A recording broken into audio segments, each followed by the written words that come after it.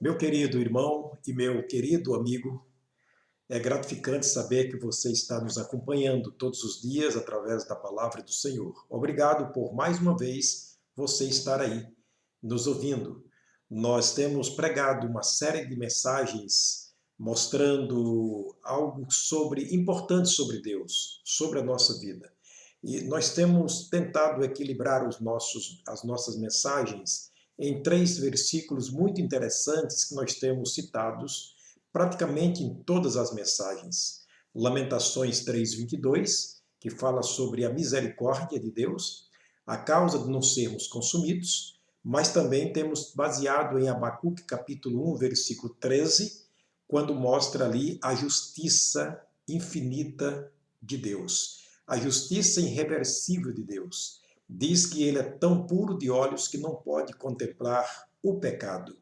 E também temos mostrado Amós, capítulo 3, versículo 7, quando a Bíblia diz que Deus é tão bondoso para conosco que ele não faz absolutamente nada sem que primeiro revele o segredo do seu coração através dos seus servos, os profetas. Então nós queremos mostrarmos nessa mensagem o rastro de destruição que o pecado deixou. Deus colocou a sua lei como limite da sua misericórdia, da sua bondade. E lemos no capítulo 3 de Romanos que não há justo nenhum sequer. No capítulo ainda 3, versículo 23, diz: porque todos pecaram e destituídos estão da glória de Deus.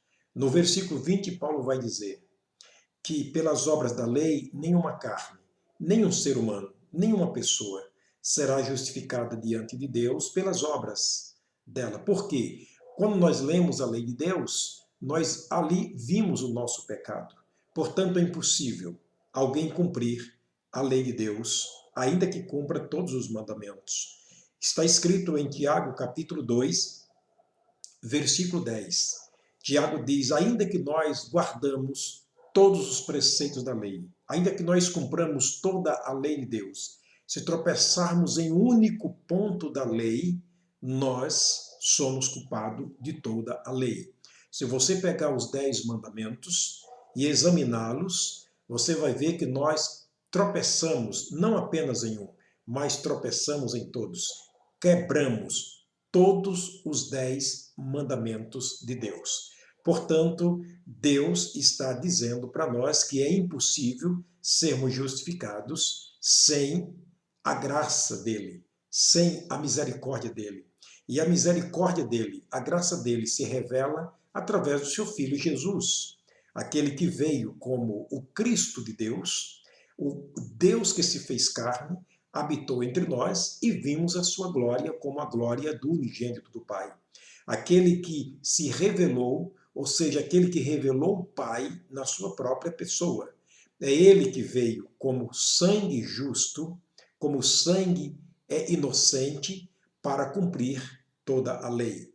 Lá no Calvário, na cruz, ele disse: Pai, está consumado.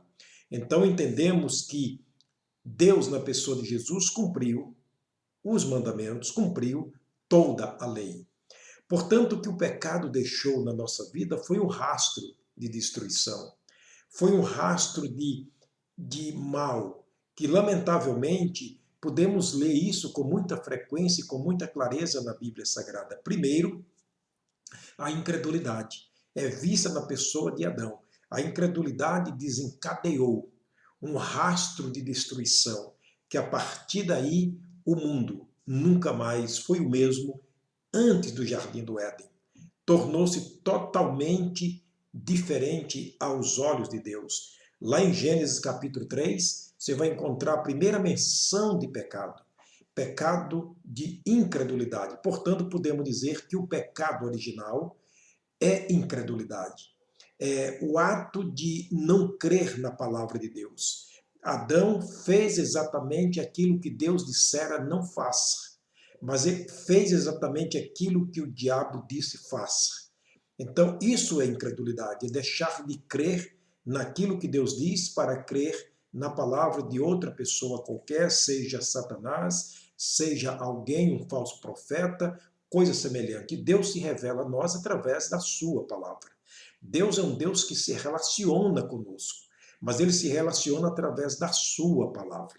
E ele tem levantado pessoas, homens de responsabilidade, desde o Velho Testamento como os profetas, até nos últimos dias. O apóstolo Paulo diz em 2 Coríntios capítulo 5, que ele nos encarregou da palavra da reconciliação. De maneira que quando nós fielmente usamos a palavra de Deus, é como se Deus estivesse falando por nós. Então o pecado de incredulidade, ele dá o primeiro passo para um rastro de destruição na vida da raça humana.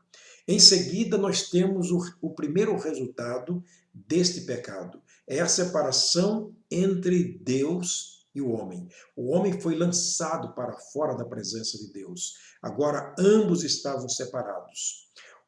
Foi o primeiro sinal ali da justiça de Deus. Estamos falando sobre sinais da justiça de Deus. O primeiro pecado, incredulidade. O primeiro sinal da justiça de Deus, manifestada na sua grandeza, na sua pureza, foi lançar o homem da sua presença. O que Abacuque, o profeta, disse, que Deus é tão puro de olhos que não pode contemplar pecado. Homem e Deus agora estavam terminantemente separados. Mas temos ainda um outro resultado terrível. O primeiro ato criminoso, o primeiro ato de homicídio que nós vemos no mundo, o primeiro homicídio causado entre o filho de Adão e Eva. Os dois filhos, Caim e Abel. Caim mata o seu irmão Abel. Você está incomodado com os crimes que se vê hoje, que se ouve falar hoje? Olha, imagine Deus. Deus viu o primeiro crime sendo realizado. E o primeiro crime em família. O primeiro ato criminoso entre dois irmãos. Um irmão matando o outro. Então, para o Deus que é puro de olhos, que não pode contemplar o pecado, se você e eu sentimos incomodados por causa da criminalidade que existe hoje, imagina Deus. Imagina Deus como se sente neste momento, ele vendo o primeiro ato e sabendo que ali estava desencadeando o mundo do crime. É o que nós estamos vendo hoje. Tudo tem um princípio. E o princípio do pecado de crime, de homicídio, começou exatamente ali. Agora, ele vai ver também um outro pecado sobre a face da terra. A Bíblia diz que ele vai ver o pecado chamado de poligamia. Agora, os descendentes de Caim, um homem chamado Lameque, ele quebra o princípio de Deus que criara um homem para uma mulher e uma mulher para o homem para se darem no casamento. A Bíblia diz que Lameque toma para si duas mulheres. Lamentavelmente, esse é o pecado de poligamia. O Caim foi responsável por uma nação pecaminosa.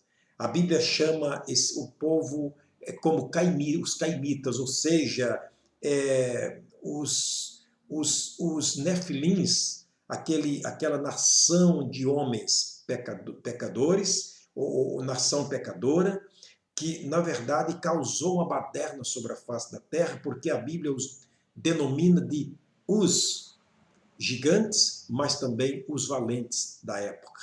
Poderíamos hoje chamar de uma gangue organizada, que perturba a ordem pública, causando todo tipo de desordem. Caim foi responsável por esse tipo de gente. Abel, por sua vez, é chamado o homem de fé. Está lá em Hebreus capítulo 11, verso 4.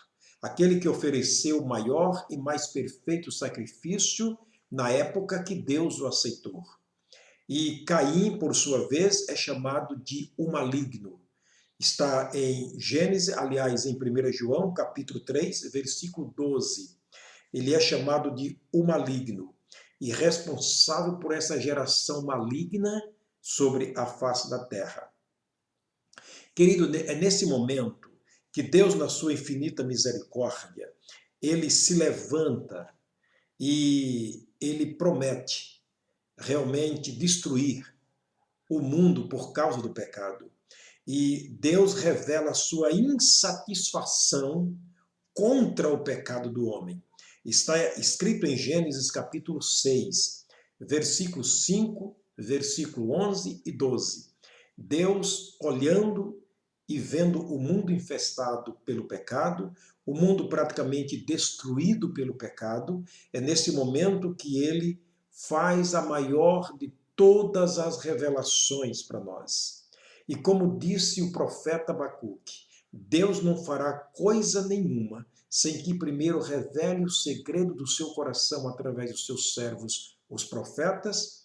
Ele então chama Noé, o único justo naquela geração, e disse: Noé, o fim de toda a carne é vinda perante mim, porque eu enviarei um dilúvio sobre a face da terra e exterminarei, extinguirei tudo aquilo que tem fôlego, tudo aquilo que tem vida morrerá. Era o anúncio da maior catástrofe já anunciada e vista na nação, ou seja, entre o ser humano.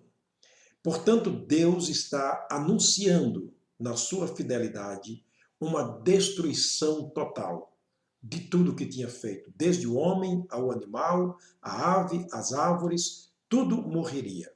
Nós estamos caminhando para a realização deste fato horrendo que aconteceu há milhares de anos atrás.